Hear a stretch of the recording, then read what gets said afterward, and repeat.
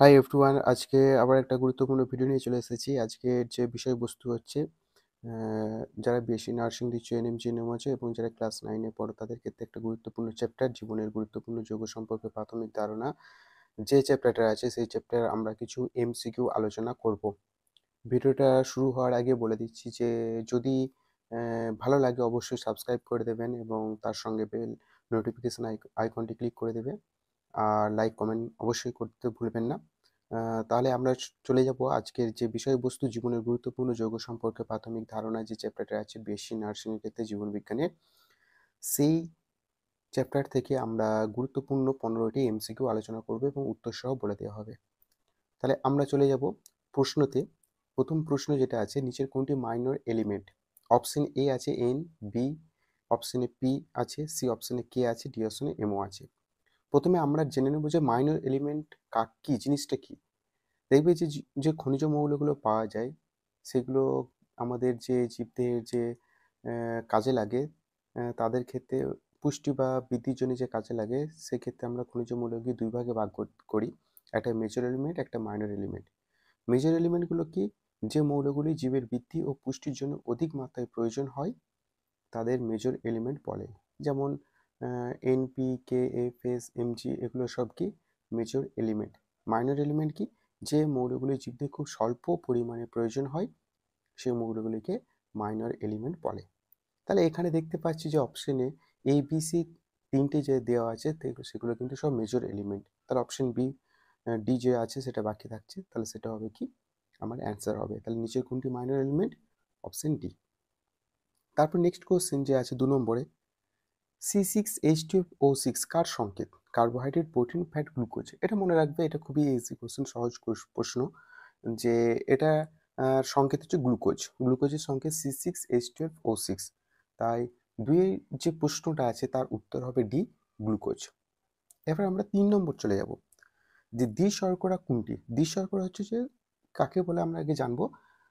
দ্বি-শর্করা হচ্ছে তোমার দুটি একক শর্করা একত্রিত হয়ে গঠিত হয়। এখানে অপশন আছে গ্লুকোজ, ফ্রুক্টোজ, সুক্রোজ, শ্বেতসার। মনে রাখবে অপশন সি এরটা হবে সুক্রোজ। সুক্রোজ হচ্ছে দ্বি-শর্করা। তাহলে আমরা 3 নম্বর প্রশ্নটার উত্তর কি পেলাম? C, sucrose. এরপর আমরা 4 নম্বর কোশ্চেনে চলে যাব। উৎসেচক গঠনে সাহায্য করে ফ্যাট, কার্বোহাইড্রেট, প্রোটিন, খনিজ লবণ। এটা মনে রাখবে যে উৎসেচক গঠনে সাহায্য করে প্রোটিন। ফ্যাট হবে না, কার্বোহাইড্রেট হবে না, খনিজ লবণ উৎসেচক গঠনে সাহায্য করে না। তাহলে এর অপশনটা কি হবে বা উত্তরটা কি হবে?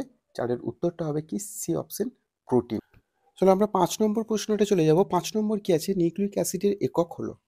অপশন আছে nucleoside, B nucleotide, C purine, D lipid. আমরা প্রথমে জেনে নেব যে নিউক্লিওসাইড কি। নিউক্লিওসাইড হচ্ছে নাইট্রোজেনযুক্ত ক্ষারক ডিঅক্সি রাইবোজ বা রাইবোজ শর্করার সাথে যুক্ত হয়ে তৈরি হয়, সেটা হচ্ছে নিউক্লিওসাইড। পিউরিন কি? পিউরিন হচ্ছে নাইট্রোজেনের বেস। আমরা জানি নাইট্রোজেনের বেস, সেই বেসটা দুই প্রকারের হয়, একটা পিউরিন, একটা পিরিমিডিন। আর লিপিড কি? লিপিড হচ্ছে ফ্যাটি অ্যাসিডের এস্টার হচ্ছে কি লিপিড। তাহলে আমার যে অপশনটা বাকি থাকছে বি নিউক্লিওটাইড, অর্থাৎ সেটাই উত্তর হবে। অর্থাৎ নিউক্লিক অ্যাসিডের একক হলো কি নিউক্লিওটাইড। তাহলে 5-এর উত্তরটা কি হবে? B nucleotide. এবার 6 ভিটামিন, যে দিয়ে কোশ্চেন আছে 6 নম্বরের, যে রিকেট রোগের সঙ্গে যুক্ত ভিটামিন হলো A option vitamin E, B option vitamin A, C option vitamin D, আর ডি অপশন হচ্ছে ভিটামিন সি। দেখো আমরা জেনে নেব ভিটামিন ই এর অভাবে কি হয়। তোমরা জেনে রাখো যে ভিটামিন ই এর অভাবে সাধারণত জনন ক্ষমতা হ্রাস পায়। তাহলে ভিটামিন ই এর অভাবে জনন ক্ষমতা হ্রাস পায়, তাই ভিটামিন ইটা হবে না। ভিটামিন এ এর অভাবে জানি আমরা কি হয়, রাতকানা হয়, তাই ভিটামিন এটা হবে না। আর ভিটামিন সি এর অভাবে স্কারভি রোগ হয়। ভিটামিন সি এর অভাবে স্কারভি রোগ হয়, অর্থাৎ রিকেট রোগটার সঙ্গে যুক্ত আছে কি ভিটামিন ডি। ভিটামিন ডি এর অভাবে কি হয়, রিকেট রোগ হয়। অর্থাৎ 6 নম্বরের যে প্রশ্নটা আছে তার উত্তর কি হবে? Option C, vitamin D. এরপর আমরা 7 নম্বর কোশ্চেন চলে যাব। 7 নম্বর কোশ্চেন কি বলেছে, যে কোন খনিজ মেটালের অভাবে ক্লোরোসিস হয়? Iodine, zinc, magnesium, D copper. C হচ্ছে ম্যাগনেসিয়াম। ক্লোরোসিস হচ্ছে উদ্ভিদের একটা রোগ, যে খনিজের অভাবে হয় সেটা হচ্ছে কি ম্যাগনেসিয়াম। অর্থাৎ 7-এর সি এরটা হবে কি, 7-এর যে উত্তরটা হবে সি, ম্যাগনেসিয়াম। তাহলে 7-এর উত্তরটা কি বললাম? ম্যাগনেসিয়াম হবে। 8 নম্বরের সঙ্গে চলে যাব, যে গুয়ানিনের সঙ্গে সাইটোসিন কটা হাইড্রোজেন বন্ধনে যুক্ত? 1টি, 2টি, 3টি, 4টি। এটা মনে রাখবে যে এর অপশন উত্তর হবে কি 3টি। তাহলে গুয়ানিনের সঙ্গে সাইটোসিন যে হাইড্রোজেন বন্ধনে যুক্ত আছে তার উত্তরটা কি হবে? সি, 3টি। তারপর আমরা নেক্সট কোশ্চেন চলে যাব 9 নম্বর। 9 নম্বরের প্রশ্ন যেটা আছে যে চিলোসিস কোন ভিটামিনের সঙ্গে যুক্ত? চিলোসিস কোন ভিটামিনের সঙ্গে যুক্ত? প্রথম আমরা চিলোসিস জেনে নেব। চিলোসিস জিনিসটা কি? ঠোঁটের কোনায় ফাটল বা ঘা সৃষ্টি হয় তখন তাকে চিলোসিস বলা হয়। অর্থাৎ ঠোঁটের কোনায় যদি ফাটল বা ঘা দেখা যায় তখন সে রোগটাকে আমরা কি বলি? চিলোসিস।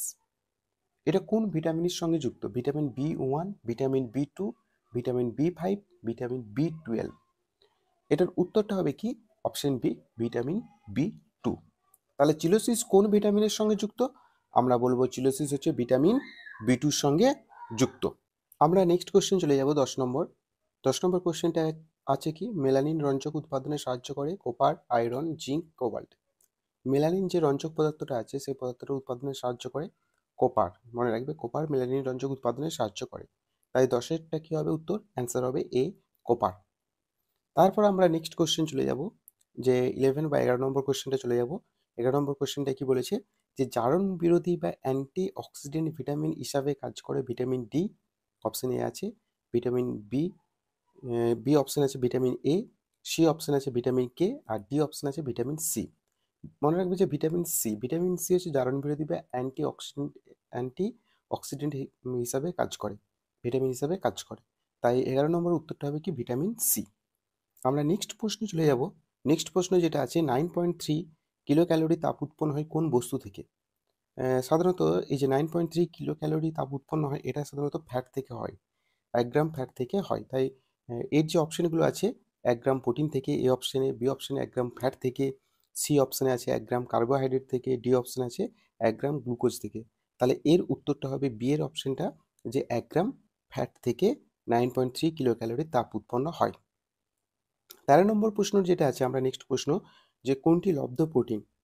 লব্ধ protein peptone, A option, B option albumin, C option phosphoprotein, D option globulin. প্রথমে দেখো, আমরা জানি যে বা রাসায়নিকগতভাবে প্রোটিনকে 3 ভাগে ভাগ করা হয়। একটা সরল প্রোটিন, যুগ্ম প্রোটিন, লব্ধ প্রোটিন। সরল প্রোটিন শুধুমাত্র অ্যামাইনো অ্যাসিড দ্বারা গঠিত হয়, যেমন ডিমের সাদা অংশটা কি? এটা সরল প্রোটিন। যুগ্ম প্রোটিন কি? অ্যামাইনো অ্যাসিড ছাড়াও জৈব অজৈব অপ্রোটিন অংশ যুক্ত হয়, তখন তাকে আমরা বলবো কি? যুগ্ম প্রোটিন। যেমন কি নিউক্লিয় প্রোটিন, তাতে নিউক্লিয় প্রোটিন থাকবে। তাহলে যুগ্ম প্রোটিন কি? অ্যামাইনো অ্যাসিড ছাড়াও জৈব অজৈব অপ্রোটিন অংশ যুক্ত নিউক্লিয় প্রোটিন থাকে, তাকে আমরা কি বলবো? যুগ্ম প্রোটিন। আর লব্ধ প্রোটিন কি? যে ভৌত ও রাসায়নিক প্রক্রিয়ায় বিশিষ্ট হয়ে যে সরল বা যুগ্ম প্রোটিন উৎপন্ন হয় সেটি হলো লব্ধ প্রোটিন। অর্থাৎ দেখতে পাচ্ছি যে লব্ধ প্রোটিন কাকে বলে? ভৌত রাসায়নিক প্রক্রিয়ায় বিশিষ্ট হয়ে যে সরল ও যুগ্ম প্রোটিন উৎপন্ন হয় সেটি হলো লব্ধ প্রোটিন। সেটা কি? উত্তরটা হবে পেপটান। তাহলে 13 নম্বর উত্তরটা কি হবে? পেপটান। নিচের কোনটি তীব্র অ্যাসিড নয়? H2CO3, HCl, H2SO4, HNO3। দেখো তীব্র অ্যাসিড কোনগুলো? HCl, H2SO4, HNO3, এগুলো হচ্ছে মেইন অ্যাসিড, এগুলো খুবই তীব্র অ্যাসিড। এবং যেটা তীব্র অ্যাসিড নয় সেটা হচ্ছে কি? H2CO3। 15 নম্বর আছে ডিএনএতে নাইট্রোজেন বেসের সংখ্যা কয়টি? ডিএনএতে নাইট্রোজেন বেসের সংখ্যা আমরা জানি কি? 4টি। অপশন আছে দেখো 5টি, বি অপশন 3টি, সি অপশন 4টি, ডি অপশন 2টি। তাহলে এর উত্তরটা কি হবে? 4টি। অর্থাৎ ডিএনএতে নাইট্রোজেন বেসের সংখ্যা হলো 4টি। তাহলে কোন উত্তরটা হবে? 15 সি। তাহলে আমরা এখান থেকে দেখো যে 15টি গুরুত্বপূর্ণ প্রশ্ন আলোচনা করলাম এমসিকিউ, এখান থেকে তোমরা কিছুটা হলেও উপকৃত হবে। এবং অবশ্যই আমরা নেক্সট ক্লাসে আমরা অন্য চ্যাপ্টার নিয়ে আলোচনা করব। অবশ্যই যদি তোমাদের চ্যানেলটি ভালো লাগে সাবস্ক্রাইব করবেন এবং বেল নোটিফিকেশন আইকনটি ক্লিক করে দেবেন, এবং তার সঙ্গে লাইক কমেন্ট শেয়ার করতে ভুলবেন না। সবাইকে ক্লাসটা অ্যাটেন্ড করার জন্য সবাইকে অসংখ্য ধন্যবাদ। আজকে এইটুকু থাক, আবার পরের ক্লাসে আমরা অন্য একটা চ্যাপ্টার নিয়ে আলোচনা করব।